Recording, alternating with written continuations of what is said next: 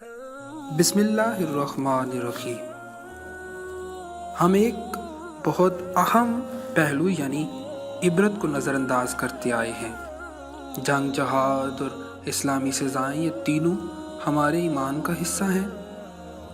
अल्लाह ताला ने मुसलमान को बुराई को ख़ास ज़बान और एहसास से रोकने का हुक्म दे रखा है, और जो शख्स अल्लाह ताला के इस हुक्म से इनहराफ करता है वह इस्लाम के दायरे से खारिज हो जाता है।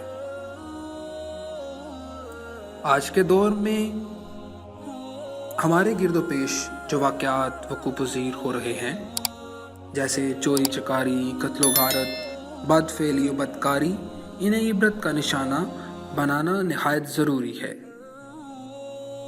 इस्लामी रियासत की हदूद में चोर के हाथ काटे जाएं, कातिल की गर्दन उतारी जाए, बदकार को कोड़े मारे जाएं, और हमारे ईमान और हमारे मज़हब का ये सब हिस्सा है। जबकि हम इसे दिल से तस्लीम भी करते हैं, लेकिन मलदरामद सिर्फ नाम का।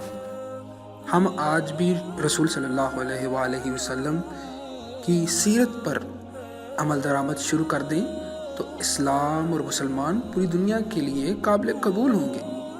इस्लाम की रूह से किसी भी माशरे को बाइंसाफ बनाने के लिए झूठ, मकर फरेब, बेईमानी, मिलावट, जहालत, हठधर्मी, धोखाधड़ी का खात्मा नहायत ज़रूरी है।